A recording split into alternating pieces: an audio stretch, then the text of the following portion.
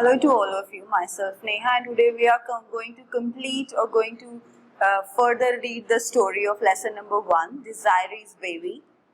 So, अब तक हमने स्टोरी में पढ़ा कि डिजायरी क्या एक बेबी है and that baby was quite different from Desiree and her husband. उस बेबी का कलर और कॉम्प्लेक्शन जो है वो डिजायरी और उसके हस्बैंड से कम्प्लीटली डिफरेंट है. डिजायरी और उसके हस्बैंड का जो कॉम्प्लेक्शन है वो वाइट है, स्लाइटली दे वो वाइट, और जो बेबी का कॉम्प्लेक्शन है that was somewhat Negro in their complexion. जो बेबी का कॉम्प्लेक्शन है वो थोड़ा सा निग्रो कॉम्प्लेक्शन में. सो अब हमने यहाँ तक रीड करने के बाद we were going to read or understand that paragraph. What Desiree said was true. अब अमन के बारे में डिजायरी ने कुछ बातें कही थी कि अमन जो है वो चेंज हो गया है after the birth of their baby. के उस बेबी के बर्थ के बाद अमन के बिहेवियर में बहुत सारे चेंजेस आ गए हैं और डिजायरी उन चेंजेस को देखकर she was quite happy. What Desiree said was true. और डिजायरी ने जो बातें अपनी मदर को अमन के बिहेवियर के बारे में बताई, they were quite true. वो बिल्कुल सच थी.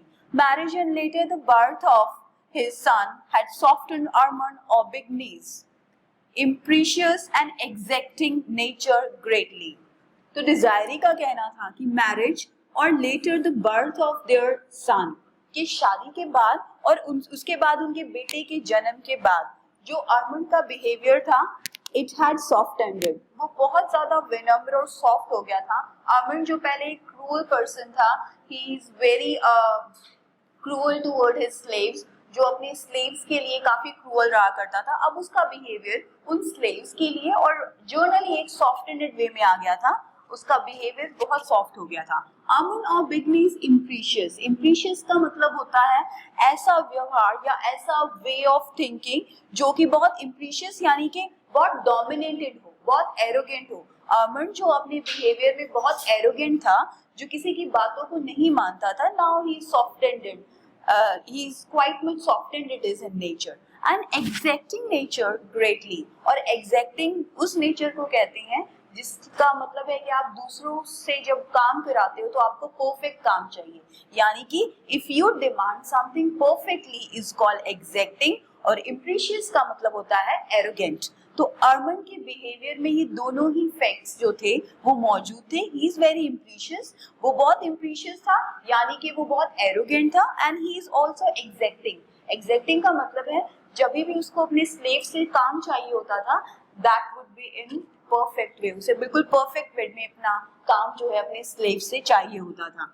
Nature greatly. बट अब जो अमन का नेचर था वो धीरे धीरे चेंज होना शुरू हो गया था.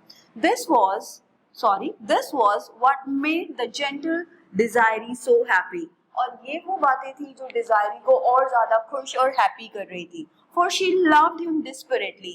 Because और इन चीजों का सिर्फ एक ही रीजन था कि डिजायरी जो थी वो अपने हस्बैंड को डिस्परेटली, बहुत ज्यादा अफेक्शन था उसका अपने हस्बैंड से, बहुत ज्यादा पसंद करती थी. and when he frowned she trembled but loved him. Frown का मतलब होता है when you get angry. जब हम गुस्से में होते हैं तो हमारे माथे पर कुछ लकीरें आ जाती हैं, तो that is called frown. और जब अरमान को गुस्सा आता था and when he get frown she trembled. डिजायरी जो है वो ट्रम्बल करने लगती थी, वो कांपने लगती थी डर से. But still she loved him. तो शायद बेशक वो अपने हस्बैंड से डरती थी, but still she loved him. when he smiled she asked no greater blessing of God. और अब यहाँ पर डिजरी का और अमन का जो बीच का एक कनेक्शन है उसको एक्सप्लेन करने की कोशिश की गई है कि जब अमन गुस्से होता था तो डिजरी को डर जरूर लगता था, but she desperately love him. Then when he smile, तो डिजरी के लिए जब अमन हंसता था तो शायद डिजरी के लिए इससे ज्यादा ब्लेसिंग नहीं होती थी. मीन्स वो उस समय दुनिया की सबसे खुश औरत महसूस करती थी, अपने आप को ब्लेस्ड वुमेन महसूस करती थी. But Armand's dark handsome face had not often been disfigured by the frowns since the day she fell in love with her. But अमन के अंदर भी एक चेंज आ गया था कि after he married to Desiree, कि जब से उसने डिजरी से शादी की थी, उसके बाद जो उसका एंगर था, जो उसका गुस्सा था, वो धीरे धीरे कहीं डिसअपियर हो गया था. So this is all about Arman and Desiree's relationship. तो अमन का और डिजरी का रिलेशनशिप क्या था, ये सारा उसके बारे में है, ठीक है। अब हम करेंगे नेक्स्ट। तो ये हमने डिस्क्राइब किया अमन का और डिजरी का relationship. Then come to the next slide, और नेक्स्ट हम पढ़ेंगे when the baby was about 3 months। अब एक सडनली एक चेंज आता है डिजरी के मन में उस बेबी को लेकर, और ये वो ट्रबुलेंट है, ये वो डिफिकल्ट सिचुएशन है जो डिजरी के फैमिली को पूरी तरीके से डिस्ट्रॉय कर देगी। And this is when the baby was about 3 months old, डिजरी awoke one day। और एक बार जब ये बेबी 3 month का था तो डिजरी जो है सडनली शी गेट अप, वो उठती है to the conviction that there was something in the air menacing her peace। अब यहाँ पर दो वर्ड्स आपने ध्यान से देखने हैं, that is conviction। conviction क्या होता है, when you starting that something wrong is happening in around you। जब आपको इस चीज का शक होने लगता है कि कुछ गलत आपके आसपास हो रहा है, तो इस फीलिंग को, वैसे जजमेंट को हम कन्विक्शन बोलते हैं, बट यहाँ पर कन्विक्शन का मतलब है कि डिजायरिंग को अब ये रियलाइज होने लगा था कि something wrong is happening around her, कि कुछ गलत है जो उसके आसपास हो रहा है। तो सडनली एक दिन वो उठती है जब उसका बेबी अब 3 months का हो चुका है, and she suddenly woke up, वो एक दिन उठती है एंड उसको ये रियलाइज हो रहा है कि something wrong is happening around her. There was something in the air menacing her peace. Menacing का मतलब होता है डिस्टर्ब करना, और कुछ ऐसा है, डेफिनेटली कुछ ऐसा है जो उसके आसपास के पीस को, जो उसके आसपास के वातावरण की शांति को डिस्ट्रॉय कर रहा है, डिस्टर्ब कर रहा है। It was at first too subtle to grasp. Important lines है, हिडन मीनिंग है, तो ध्यान से समझेंगे। शुरू में इस चीज को ग्रास्प करना, ग्रास्प का मतलब होता है किसी चीज को पकड़ पाना, किसी आइडिया को पकड़ पाना। अब यहाँ पर ग्रैप्स किसी चीज को पकड़ने के लिए कोई वैसी चीज तो नहीं है, बट एक आइडिया को समझने की फीलिंग को हमने ग्रैस्प के लिए यूज किया है। शुरू में इस चेंज को समझना डिजरी के लिए बहुत डिफिकल्ट था। It was at first too subtle to grasp. Subtle का मतलब होता है बहुत स्लो चेंज, जिसको शायद आप नहीं महसूस कर पाते, that is called subtle. Grasp करना, किसी चीज को पकड़ना। तो शुरू में ये जो चेंज थे डिजरी की लाइफ में, इनको पकड़ना और समझ पाना डिजरी के लिए बहुत डिफिकल्ट था। It had not been disquieting suggestion and air of mystery among the blacks। It had only been a disquieting suggestion। और इस तरीके से ये जो फीलिंग्स थी इनको वो समझ नहीं पा रही थी। और एक अजीब सी चीज जो डिजरी के आसपास हो रही थी कि आसपास के ब्लैक लोग जो है, आसपास के जो निग्रो हैं, वो डिजरी के पास आते थे and they get very surprise to see her baby. और उसके बच्चे को देखकर वो लोग बहुत सरप्राइज होते थे। Who could hardly account of their coming. Then a strange and awful change in her husband's manner। और उसके बाद देखिए डिजरी का जो बेबी होता है, तो दो इम्पोर्टेंट चीजें जो डिजरी की पीस को डिस्ट्रॉय कर रही हैं वो ये है कि आसपास के निग्रो लोगों का वहां आना और बेबी को देखना और स्ट्रेंज फील करना।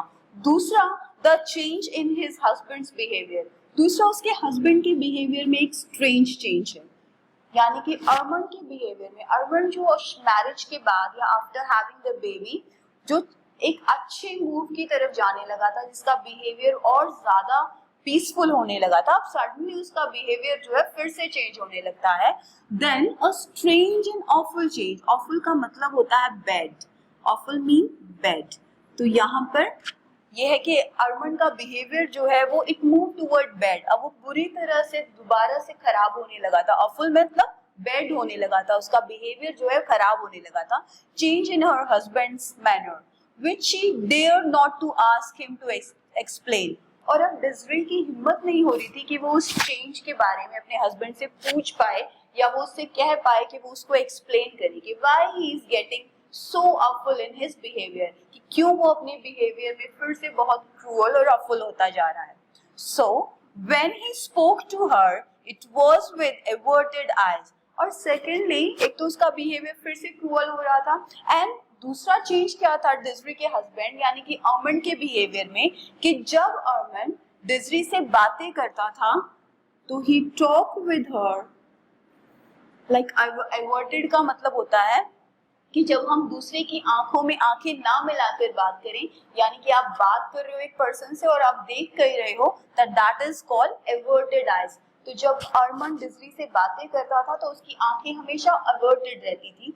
ही is not suppose to see in his eyes. तो वो डिजरी की आंखों से आंखें मिलाकर कभी बात नहीं करता था. तो जो अर्मन की आईज थी वो हमेशा एवर्टेड रहती थी. एवर्टेड जब आप किसी के कनेक्शन में या दूसरी की आईज कांटेक्ट को प्रॉपर्ली ना लो. From which the old love light seems to have gone. तो इस तरीके से अब डिजरी को ये फील होने लगा था कि जो एक जो अफेक्शन की फीलिंग थी डिजरी और अर्मन के बीच में वो कहीं खत्म हो गई थी. And he absented himself from home. तीसरी इंपॉर्टेंट चीज जो अर्मन के बिहेवियर में थी वो ये थी कि he constantly absent himself from home. वो अपने आप को घर से ज्यादातर बाहर रखने लगा था. And when there avoided her presence, that of her child. और चौथी इंपॉर्टेंट चीज थी कि अर्मन जो है वो अब डिजरी को और उनके बच्चे की प्रेजेंस को, प्रेजेंस माने मौजूदगी को, हमेशा जो है अवॉइड करने की कोशिश करता था विदाउट एनी एक्सक्यूज, बिना किसी कारण के. एंड दे वो very spirit of Saturn seems suddenly to take hold of him. और पुराना जो अर्मन का बिहेवियर था, दैट क्रूअल बिहेवियर, वो दोबारा से अर्मन की पर्सनालिटी पर हावी होने लगा था. And in his dealing with the slaves. और वो बिहेवियर जो चेंज हुआ था उसकी झलक दिखने लगी थी उसके बिहेवियर में जो वो स्लेव्स के साथ करता था. ये मैंने आपको पहले I have told you before कि अर्मन का बिहेवियर अपने स्लेव्स के साथ फ्रॉम वेरी फर्स्ट बहुत क्रूअल था. And after having married to Desiree and after having the baby उसका बिहेवियर चेंज होने लगा था. बट अब फिर से जो थर्ड चेंज था due to the colour of the baby, वो फिर से चेंज होने लगा है अर्मन का बिहेवियर, कि उसका बिहेवियर अपने स्लेव्स को लेकर फिर से क्रूअल हो गया है. Desiree was miserable enough to die. अब डिजायरी को समझ नहीं आ रहा है कि व्हाट टू डू, और अब उसकी कंडीशन जो है बहुत मिजरेबल है.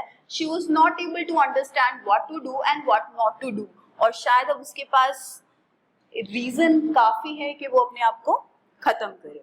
She sat in her room one hot afternoon in the peignoir listlessly. Peignoir is a night gown जो डिजरी ने पहना हुआ है. It's a kind of clothing. तो पाइगनोर एक नाइट गाउन होता है जो डिजरी ने पहना हुआ है. She was just sitting quietly in her room. वो अपने रूम में बहुत शांति से बैठी हुई है. Drawing through her fingers the strands of her long silky brown hair. And she was just moving her finger within her strands. जो उसकी बाल हैं या बालों की जो स्ट्रेन्स हैं, स्ट्रेन्स मीन्स जो लटे हैं, वो उनके अंदर अपनी फिंगर्स को घुमा रही है. उसके बालों का रंग सिल्की ब्राउन है. And that hung about her shoulders, जो उसके कंधों तक आकर रुके हुए हैं. And the baby half naked lie asleep upon her own great mahogany bed. और जो बेबी है that was also sleeping there, और बेबी वहीं पर सोया है. The baby was half naked. यहाँ पर half naked बताने का एक सिंपल सा और बहुत इम्पोर्टेंट रीजन ये है कि वो बेबी के कलर को दिखाना चाहते हैं, क्योंकि यही वो मोमेंट होगा जब बेबी के कलर का जो फिनोमेना है, ये जो बात है, वो डिजायरी को स्ट्रक करेगी. तो baby was half naked at that time, और वो अपने एक महगोनी बेड पर लेटा. Mahogany bed is a kind of wood, एक तरह की लकड़ी को हम महगोनी कहते हैं. And that was like a sumptuous throne. और सिम्प्टुयस का मतलब होगा यहाँ पर शानदार, मेजेस्टिक. और वो अपने उस बेड पे, जो कि एक शानदार बेड है, जो एक सिंहासन की तरह लग रहा है, the baby was lying there with its satin line half canopy. One of the love branches little quadruped boy, half naked too, stood fanning the child slowly. अब ये जो लव ब्रांचे हैं, ये इस घर के उस रूम का नाम है. और यहाँ पर एक क्वाड्रॉन बॉय जो है वो हाफ नेकेड खड़ा है. Quadroon boy refers to the boys who work as a slave. और जो बच्चे साउथ अफ्रीकन कॉन्टिनेंट के होते थे, and these boys who work there as a slave is called quadrant. So a quadrant boy जो है, he was also working there.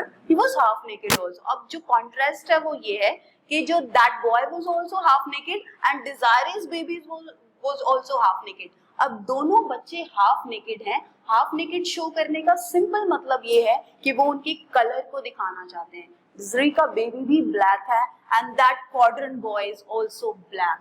ये बच्चा भी ब्लैक है, और ये दोनों सिमिलैरिटी दिखा रहे हैं कि दोनों ब्लैक हैं, और डिजरी इन दोनों को अब कंपेयर करेगी. Half naked to stood fanning the child. Fanning का मतलब पंखा करना. क्योंकि पहले जमाने में हाथ से पंखा किया जाता था, तो that little slave was also fanning the child. तो जो ये स्लेव था ये भी उस डिजरी के बेबी को स्लोली जो है फैन कर रहा था with a fan of peacock feather. और ये फैन जो था वो किस चीज का बना हुआ था? पीकॉक फेदर का। Desiree's eyes had been fixed absently and sadly upon the baby. अब डिजरी जो है वो अपने बेबी को देख रही थी और उसकी आंखें जो थी वो ऑलमोस्ट फिक्स थी। जब हम किसी बहुत ज्यादा टेंशन में होते हैं तो हमारी आंखें एक जगह पर आकर रुक जाती हैं, और डिजरी की जो कंडीशन थी वो यही थी कि उसकी आंखें जो है वो फिक्स्ड हो गई थी absently. She was absent minded at that time. उसको अपने हस्बैंड के बिहेवियर के बारे में शी वॉज कॉन्स्टेंटली थिंकिंग, और वो एक एब्सेंट माइंडेड कंडीशन में थी, and she was just constantly looking at the baby, and secondly she looking at the quadrant boy. वो दो चीजों को ऑब्जर्व कर रही है, अपने बेबी को ऑब्जर्व कर रही है और दूसरा वो ऑब्जर्व कर रही है उस क्वाड्रेंट बॉय को। और क्या ऑब्जर्व कर रही है? सिर्फ ऑब्जर्व कर रही है उसके कलर को। Sadly upon the baby, while she was striving to penetrate the threatening mist. अब ये इन लाइंस को फिर से समझेंगे, और बिल्कुल वो फिक्स वे में लगातार फिक्स वे में बिना आंखें झपकाए डिजरी जो है उस बच्चे की तरफ देखी जा रही है। और she was quite sad at that point. वो बहुत उदास है upon the baby while she was striving. Striving का मतलब होता है जब हम किसी चीज को करने के लिए बहुत ज्यादा तत्पर होते हैं, बिल्कुल कर देना चाहते हैं, दैट इज कॉल्ड स्ट्राइविंग। तो डिजरी की मेंटल कंडीशन है कि वो जस्ट कुछ करना चाहती है। क्या करना चाहती है? To penetrate the threatening mist. वो उस चीज को, मिस्ट यहाँ पर परेशानी, मिस्ट का मतलब होता है कोहरा, बट यहाँ पर कोहरा किस चीज के लिए यूज हुआ है? उसके जो मेंटल कंडीशन में प्रॉब्लम है वो उस चीज को पेनिट्रेट करना चाहती है। पेनिट्रेट का मतलब होता है किसी चीज को हटा देना।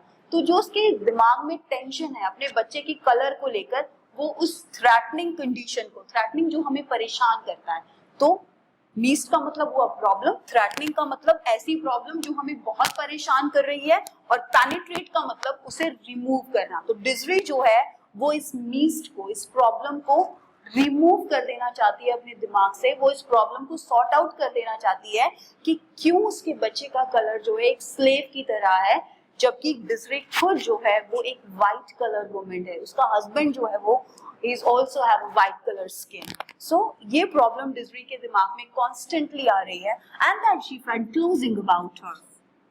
और वो इस चैप्टर को क्लोज कर देना चाहती है, वो इस प्रॉब्लम को खत्म कर देना चाहती है। She looked from her child to the boy who stood beside him.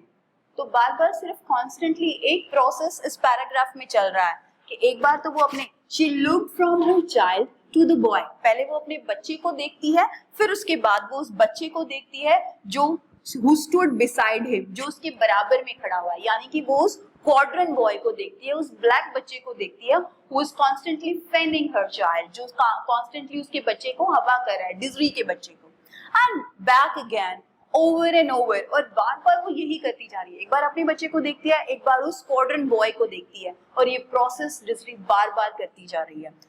It was a cry, and suddenly a burst of cry come. और उसके बाद एक जोर से रोना वो शुरू करती है। That she could not help, जिसे वो That she could not help का मतलब है एक ऐसी क्राई जिसे वो रोक नहीं पाती। मीन्स जब ओवरफ्लो ऑफ सॉरो होता है ना आपके मन में, जब इकट्ठे दुख जब निकलता है तो यू कांट स्टॉप इट। और डिजरी के साथ यही होता है कि she start crying at that point, और वो उस चीज को बिल्कुल कंट्रोल नहीं कर पाती है। Which she was not conscious of having uttered. The blood turned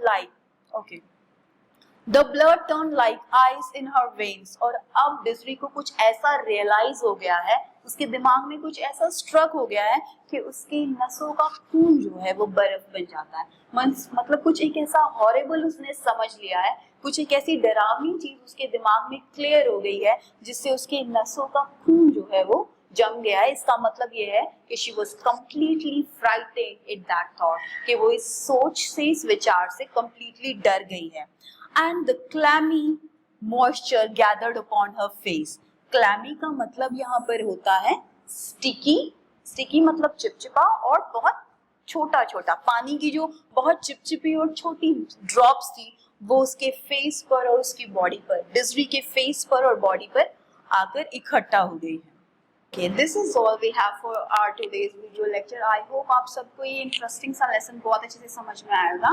In next video lecture we will continue and continue this lesson and understand that chapter.